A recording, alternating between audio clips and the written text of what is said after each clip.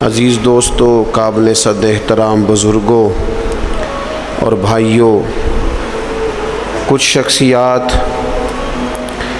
کچھ لوگ، کچھ حوالے ایسے ہیں کہ جن کا نام ہی، جن کا تذکرہ ہی بزرگی کی علامت ہے، اور جن لوگوں کا ذکر ہی انسان کے دل کو سکون عطا کر دیتا ہے۔ اللہ تبارک و تعالیٰ کے کچھ محبوب بندے اس طرح کے بھی ہیں کہ جن کی زندگی ساری کی ساری اس کی محبت میں، اپنے مالک کی فرما برداری میں، اس کے دین حق کے پیغام کی آبیاری میں گزر گئی، اور انہوں نے اپنے شب و روز سارے کے سارے اپنے مالک حقیقی کے نام کر دیے۔ وہ لوگ اتنے عظیم ہیں، اتنے قابل قدر ہیں کہ اگر آج بھی ان کے تذکرے اپنے دل کے اندر بٹھائے جائیں تو اللہ تبارک و تعالیٰ دلوں میں اپنی محبت پیدا فرما دیتا۔ یقیناً ہم ہر روز کوئی نہ کوئی بات تو کرتے ہی ہیں، کوئی نہ کوئی ذکر تو چھیڑتے ہیں، کوئی نہ کوئی تذکرہ تو ہمارے پیش نظر رہتا ہی ہے۔ تو کیوں نہ ان لوگوں کے تذکرے زیادہ کیے جائیں جن کے تذکرے اللہ کے قرآن نے فرمائے، جن کی باتوں کو، جن کے انداز کو، جن کی گفتگو کو رب کریم نے قرآن حکیم میں بیان فرمایا۔ انہی عالی مرتبت ذی وقار اولی العزم لوگوں میں سے ایک بڑی ہستی حضرت ابراہیم علیہ السلام کی ہے۔ قرآن مجید ان کے تذکروں سے بھرا پڑا ہے، کس طرح انہوں نے اپنے مالک حقیقی کے قرب میں جد و جہد کی، کس طرح انہوں نے کوشش فرمائی، کس طرح اپنی ساری قوم کے سامنے وہ ڈٹ کے کھڑے ہو گئے، کس طرح انہوں نے کفر و شرک کے ایوانوں میں پیغام توحید بلند فرمایا، اور اس کے سامنے جتنی بھی رکاوٹیں آئیں، جتنی بھی آزمائشیں آئیں، جتنی بھی پریشانیاں آئیں، جتنی بھی لوگوں نے ان کے خلاف مہم جوئی کی، جناب ابراہیم کھڑے رہے، حتیٰ کہ ساری قوم نے مل کے آگ جلائی۔ جلانے والے سارے تھے اور جلنے کے لیے تیاری صرف حضرت ابراہیم خلیل کی تھی۔ ان ساری آزمائشوں سے، ساری تکالیف سے، سارے دکھوں سے حضرت خلیل علیہ السلام جب ہو گزرے تو رب کریم نے فرمایا وَاتَّخَذَ اللَّهُ إِبْرَاهِيمَ خَلِيلًا، فرمایا اللہ تعالیٰ نے ابراہیم علیہ السلام کو اپنا گہرا دوست بنا لیا۔ ابراہیم علیہ السلام رب کے گہرے دوست ہیں، خلیل ہیں۔ نبی اکرم نور مجسم شفیع معظم صلی اللہ تعالیٰ علیہ وسلم تو حبیب ہے نا اللہ کے، حضور تو امام ہے نا رسولوں کے۔ نبی پاک کو تو اللہ نے جناب ابراہیم علیہ السلام سے بھی اونچی اور بلند رتبہ شان عطا فرمائی ہے نا، لیکن اس کے باوجود کہ حضور امام الانبیاء ہیں، سرور انبیاء ہیں، سید الرسل ہیں، اس کے باوجود رسول پاک نے جناب ابراہیم کی عظمتوں کو بیان فرمایا۔ اللہ کے قرآن میں بھی ان کی شانیں اور مصطفیٰ کے فرمان میں بھی ان کے تذکرے، اور بعض چیزیں تو ایسی ہیں کہ جن پہ نا واری ہونے کو دل کرتا ہے، یعنی وہ بات ایسی ہے کہ بندے کا قربان ہونے کو دل چاہے۔ اگر بندہ ہو نا صاحب دل، اور دل بھی اس طرح کا ہو کہ وہ کبھی کبھی دھڑکتا بھی ہو کسی کے لیے، اس میں محبت بھی ہو اللہ رسول کی، تو پھر وہ نا باتیں ایسی ہیں کہ جو تھوڑی سی نا کھینچ لیتی ہیں اپنی طرف۔ حضور علیہ الصلاۃ فرماتے ہیں قیامت کے دن نا لوگ کہیں گے، یہ حضور نے بیان فرمایا، کریم محبوب علیہ السلام فرمانے لگے قیامت کے دن لوگ کہیں گے جناب ابراہیم سے کہ آپ اللہ کے دوست ہیں۔ اس بات کا چرچا آسمانوں میں بھی ہے اور زمینوں میں بھی ہے۔ وَاتَّخَذَ اللَّهُ إِبْرَاهِيمَ خَلِيلًا، آپ رب کے دوست ہیں تو یہ بات ڈھکی چھپی نہیں، یہ محبت عروج پکڑ گئی، شہرت پا گئی، یعنی زمانے کو پتہ چل گیا کہ جناب ابراہیم اللہ کے گہرے دوست ہیں، دنیا کو اس کا پتہ چل گیا۔ حضور فرماتے ہیں یہ ذکر ہوگا قیامت کے دن۔ آپ اس شخص کی عظمت کو سمجھ سکتے ہیں کہ جن کے تذکرے، جن کے القابات، جن کی شانیں اس زبان سے بیان ہوں جس زبان سے رب چاہتا ہے کہ اس کی توحید کا تذکرہ ہو۔ قُلْ هُوَ اللَّهُ أَحَدٌ، محبوب آپ فرما دیں کہ اللہ ایک ہے، حضرت ابراہیم علیہ السلام کی عظمت، ایک شخص نے حضور کی بارگاہ میں آ کے عرض کی یا خیر البریہ، اے ساری مخلوق سے بہتر.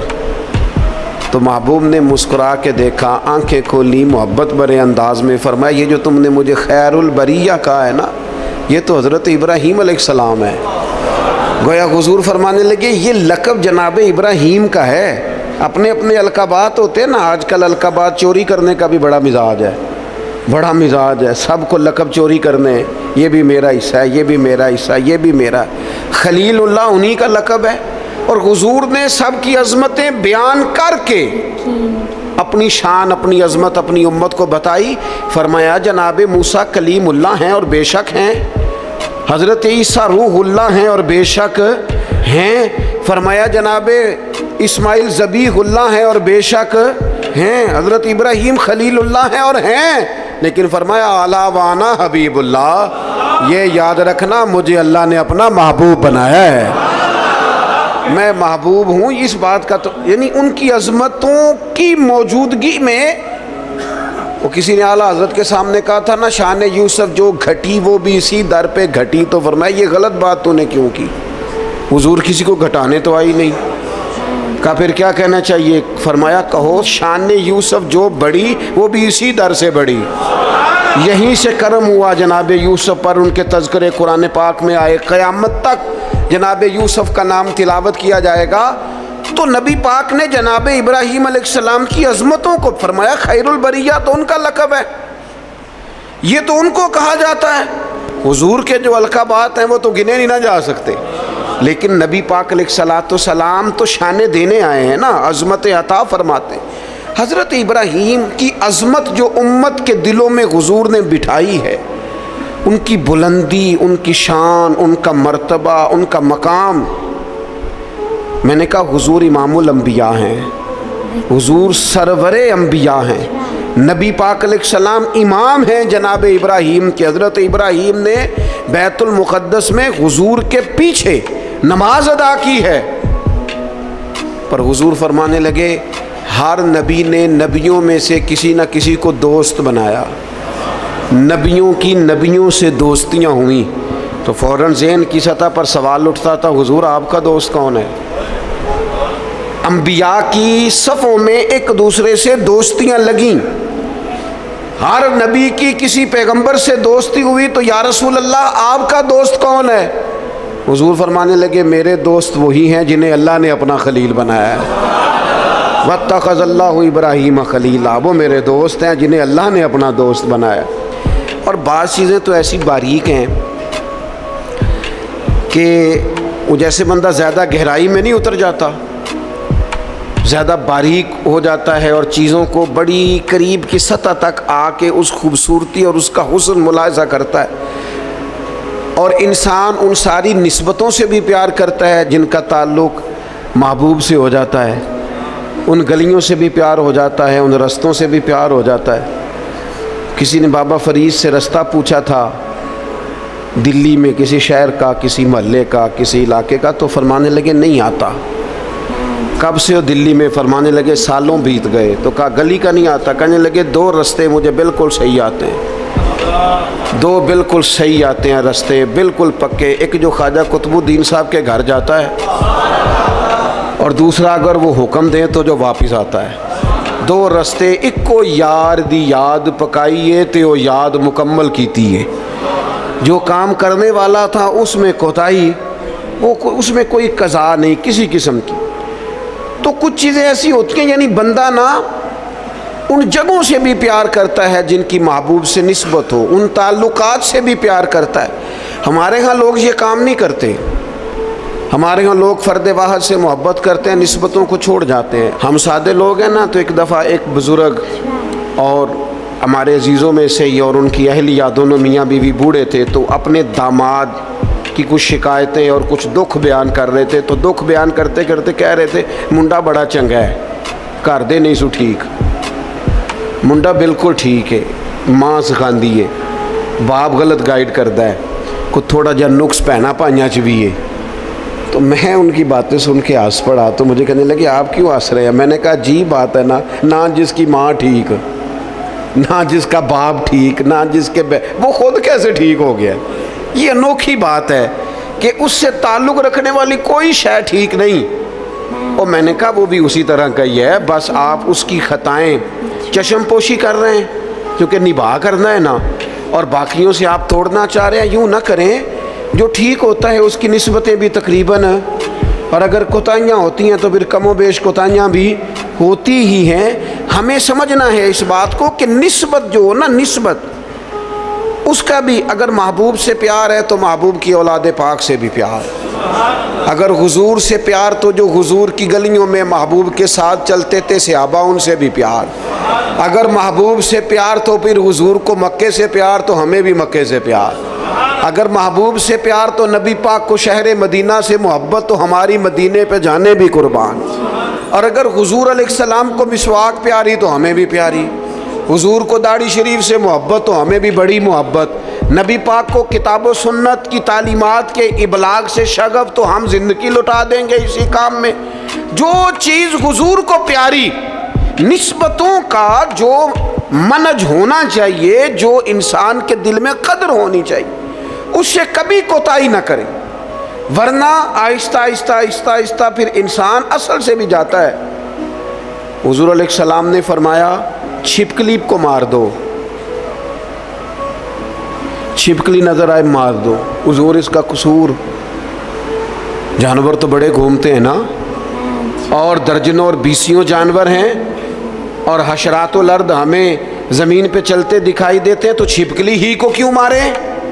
تو حضور فرمانے لگے، یہ صحیح حدیث میں موجود ہے، محبوب فرمانے لگے چھپکلی کو مار دو، اس لیے کہ جب جد الانبیاء حضرت ابراہیم علیہ السلام کی آگ جلائی جا رہی تھی نا، تو یہ چھپکلی اس کو پھونکے مارتی تھی اور جلاتی تھی۔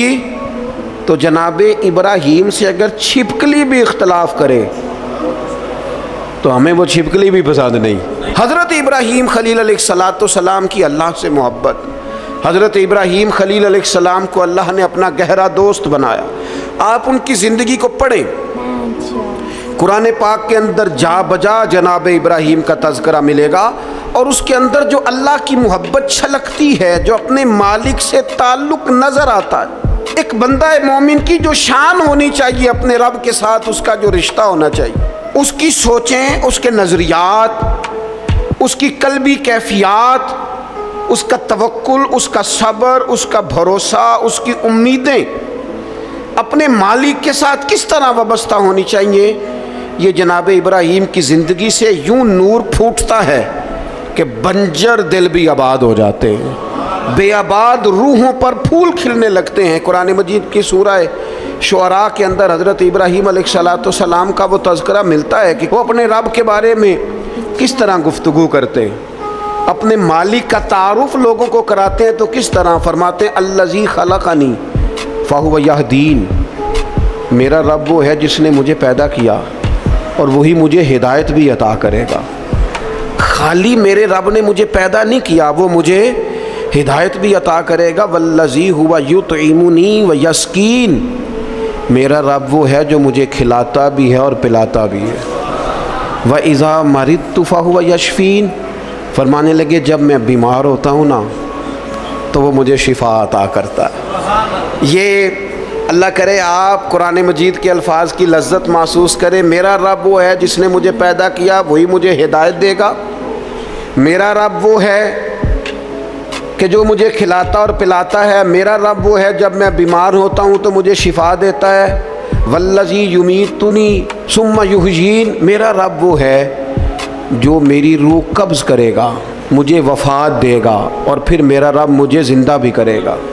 اور فرمایا والذی اطمع ان یغفر لی خطیئتی یوم الدین، قربان جائیں، لفظ دیکھیں، عاجزی دیکھیں۔ اللہ کے نبی تو معصوم ہوتے ہیں، خطاؤں سے پاک ہوتے ہیں، لیکن فرمانے لگے پھر مجھے امید ہے کہ میرا رب قیامت کے دن میری خطائیں بھی معاف فرما دے گا، میرا رب قیامت کے دن میری خطائیں بھی معاف کر دے گا۔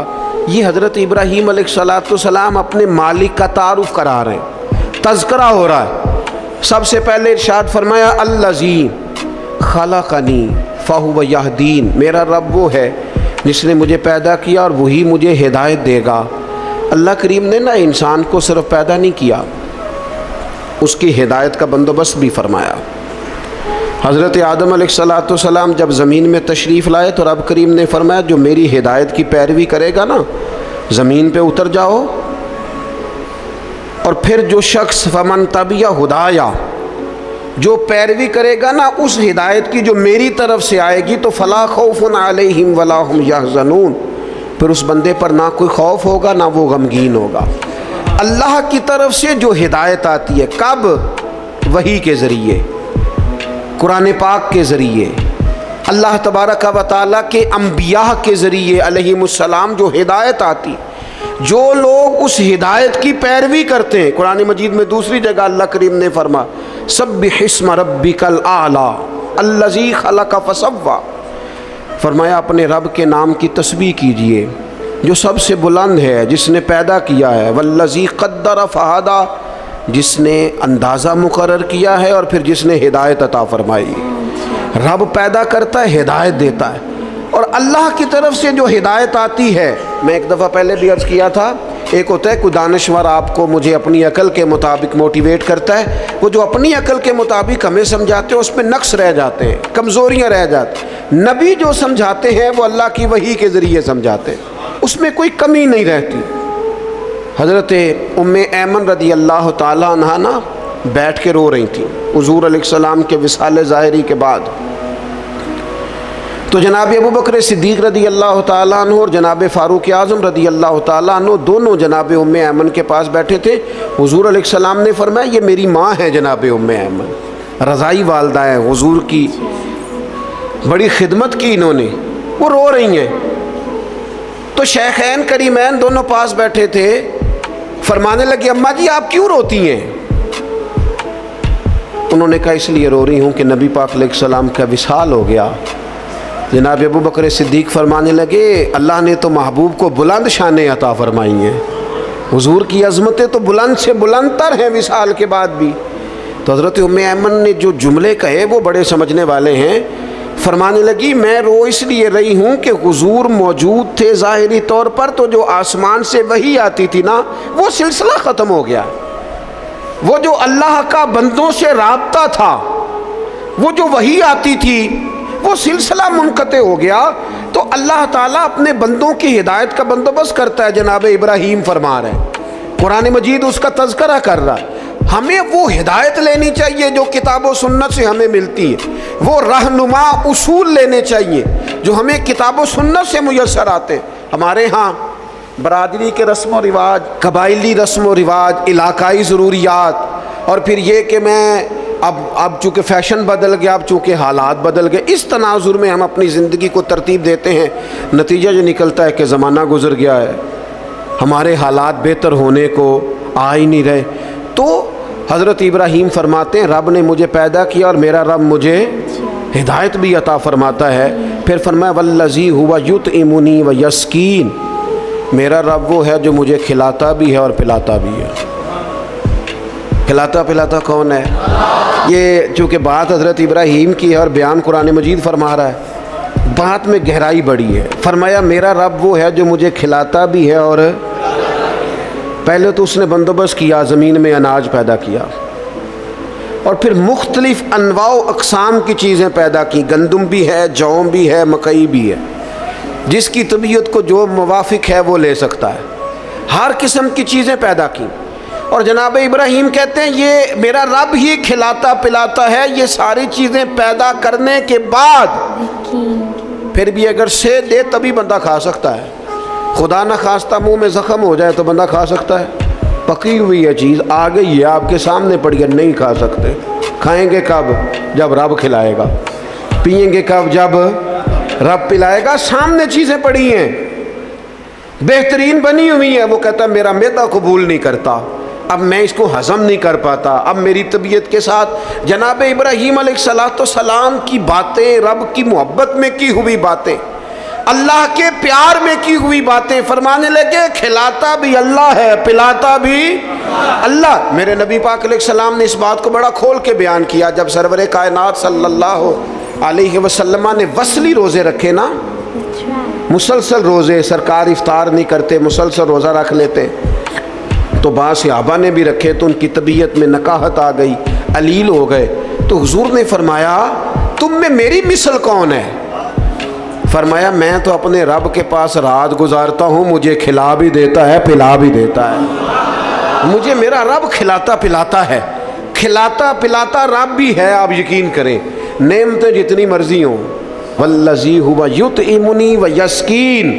جناب ابراہیم کہتے ہیں میرا رب مجھے کھلاتا ہے اور میرا رب ہی مجھے.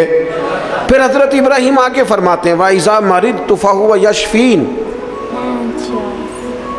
وَإِذَا مَرِضْتُ فَهُوَ يَشْفِينِ. فرمایا جب میں بیمار ہوتا ہوں تو میرا رب مجھے شفا. سبحان اللہ. جناب ابراہیم کا انداز دیکھیے، فرمایا بیمار میں ہوتا ہوں، یہ نہیں فرمایا وہ بیمار کرتا ہے، بیمار میں ہوتا ہوں. یہ عاجزی دیکھیں، یہ تعلیم امت دیکھیں، یہ سمجھانے کا انداز دیکھیں. جب میں بیمار ہوتا ہوں نا وہ مجھے شفا عطا کرتا ہے. اللہ کے انبیاء کرام علیہم السلام یا اولیاء کرام جب بیمار ہوتے ہیں نا تو ان کی بیماری آزمائش ہوتی ہے، ان کے درجات کی بلندی ہوتی ہے، اللہ کا قرب اور بڑھتا ہے. ان کی بیماری معاذ اللہ کسی قسم کی سزا نہیں ہوتی. لیکن میری اور آپ کی طرح کے لوگ، ہم جو گناہگار لوگ ہیں، ہم کیوں بیمار ہوتے ہیں جی؟ شوگر کیوں ہوتی ہے؟ زیادہ میٹھا کھایا، اپنے جسم کو آرام دہ کیا، کوئی ورزش نہیں کی، کوئی کوشش نہیں کی، کوئی جد و جہد نہیں کی. مومن کی زندگی اس طرح نہیں ہوتی کہ وہ ساری بستر کی نظر کر دے، وہ موبائل لے کے لیٹا ہے تو لیٹا ہی لیٹا ہے. یہ اس کی لائف نہیں ہوتی. مومن کی زندگی فعال ہوتی ہے، جد و جہد والی ہوتی ہے، کوشش والی ہوتی ہے، اس کے اندر ہمت اور توانائی پائی جاتی ہے. مومن کا کام ہے مسلسل آگے بڑھنا، کوشش کرنا. لیکن ہمارے ہاں اب وہ سستی، وہ روایتی آرام طلبی، اقبال کہنے لگے لہو مجھ کو رلاتی ہے جوانوں کی تن آسان. تو یہ اسی طرح جو لوگ زیادہ چکنائی استعمال کرتے ہیں، وہ بد پرہیزی کرتے ہیں، زیادہ مرغ اور زیادہ مسالہ جات چیزیں استعمال کرتے ہیں تو کولیسٹرول ہو جاتا ہے، خدا نخواستہ دل کے امراض بڑھ جاتے ہیں اور بہت سارے امراض لاحق ہو جاتے ہیں. تو یہ ہماری جو بیماریاں ہیں نا وہ تو ہماری وجہ سے ہیں. تو جناب ابراہیم علیہ السلام فرمانے لگے جب میں بیمار ہوتا ہوں تو میرا رب مجھے شفا دیتا ہے. میں نے کہا اللہ کے نبی جو ہوتے ہیں، پیغمبر جو ہوتے ہیں، ان کی بیماری تو کسی ان کی معاذ اللہ کمزوری کی وجہ سے نہیں ہوتی، وہ تو معصوم ہے. فرمایا جب میں بیمار ہوتا ہوں، ہماری تعلیم کے لیے فرمایا جب میں بیمار ہوتا ہوں، کمزوری کی، غلطی کی، بیمار ہو گئے، لیکن وہ بڑا کریم ہے، وہ اپنے فضل سے شفا عطا فرما دیتا ہے. وہ اپنے بندوں کو، نبی پاک علیہ الصلوۃ والسلام فرماتے ہیں رب نے کوئی بیماری نہیں پیدا کی جس کی دوا نہ پیدا کی ہو. وہ میں اکثر کہتا ہوں بعض لوگ تھوڑے زیادہ نیک ہو جاتے ہیں، نیکی بھی تھوڑی چند قدم آگے گزار لیتے ہیں شریعت سے آگے، کچھ زیادہ ہی پرہیزگار ہو جاتے ہیں. وہ خدا کے بندے دائرہ شریعت کے اندر حضور نے منع فرمایا تھا ساری رات کھڑے ہو کے عبادت نہ کرنا، کچھ دیر آرام بھی کرنا. جی میں نے عبادت ہی کی ہو، بھائی عبادت کر، پر جو دین تجھے بتاتا ہے اس کے دائرے میں رہ. وہ جی ہم دوائی نہیں استعمال کریں گے، ہمارا اللہ پہ بھروسہ ہے. او خدا کے بندے جب حضور فرما رہے ہیں، نبی کریم فرما رہے ہیں کہ اللہ نے کوئی مرض ایسا نہیں پیدا کیا جس کی دوا پیدا نہ کی ہو سوائے بڑھاپے اور موت کے. بوڑھا بھی انسان نے ہونا ہے، مر بھی انسان نے جانا ہے، اس کی دوا کوئی نہیں. باقی اللہ نے ہر بیماری کی دوائی پیدا کیا، اور دیکھ لے وقت کے ساتھ ساتھ وہ دوائیاں دریافت ہو رہی ہیں. تو فرمایا میں بیمار ہوتا ہوں، میرا رب مجھے. حضرت امام جعفر صادق اس آیت کے تحت کیا فرماتے ہیں؟ فرماتے ہیں یہ ہماری تعلیم کے لیے نا، جب میں بیمار ہوتا ہوں تو میرا رب مجھے شفا عطا کرتا ہے. امام جعفر صادق فرماتے ہیں جب لوگ گناہ کر کے بیمار ہوتے ہیں نا تو اللہ انہیں توبہ کی توفیق دے کے شفا عطا فرما دیتا. حضرت شیخ ابو بکر شبلی رحمۃ اللہ علیہ فرمانے لگے جب لوگ دنیا میں پوری طرح محو ہو جاتے ہیں اور دنیا داری کر کر کے بیمار ہو جاتے ہیں، پھر رب جب فضل کرے اور اپنے دیدار کی لذت پیدا کر دے تو اس کا مطلب ہے رب لذت پیدا کر کے شفا عطا فرما رہا. جب میں بیمار ہوتا ہوں تو پھر میرا رب مجھے شفا عطا کرتا ہے. والذی یمیتنی ثم یحیین، فرمایا وہی مجھے وفات دے گا اور پھر وہی مجھے زندہ بھی کرے گا، پھر کھڑا کرے گا قیامت کے دن مجھے. اور فرمایا والذی اطمع، مجھے امید لگ گئی ہے. اعلیٰ حضرت نے ترجمہ کیا ہے مجھے آس لگی ہے، یہ میری آس ہے. کیا ان یغفر لی خطیئتی، کہ وہ میری خطائیں بخش دے گا. میں نے کہا انبیاء معصوم ہوتے ہیں، یہ بھی ہماری تعلیم کے. امید رکھو کسی جگہ بھی، کسی مقام پر، نا امید نہ ہونا. اللہ معاف کرنے والا. امید لگی ہے کہ وہ میری خطائیں بخش دے گا. کب؟ یوم الدین، قیامت کے دن. وہ میری خطائیں صبح قیامت معاف کر دے گا. حضرت ابراہیم علیہ السلام کے تذکرے، جناب ابراہیم کی عظمتیں، اپنے مالک کو پہچاننا، اپنے رب سے دعائیں مانگنا، یعنی اس تصور کو بار بار اپنے دل میں پیدا کرنا کہ مجھے پیدا کرنے والا میرا اللہ ہے، ہدایت کا نور دینے والا میرا اللہ ہے، کھلانے پلانے والا میرا اللہ ہے. میں بیمار ہوتا ہوں تو شفا دینے والا میرا اللہ کریم ہے. وہی مجھے موت دے گا، پھر وہی مجھے زندگی عطا کرے گا. امید ہے قیامت کے دن وہ میری خطائیں بھی معاف کر دے. اپنے دلوں میں یہ جذبہ لائیے، اپنے مالک کے حضور اپنا سر نیال جھکائیے، نکلیے تھوڑا سا دنیا کے جھمیلوں سے، دنیا کی باتوں سے. کیمرے کے پیچھے دنیا نہیں ہے، دنیا تو یہ ہے جو بستی ہے آپس میں. اللہ تعالی حضرت ابراہیم علیہ السلام کی محبت کا فیضان عطا کرے.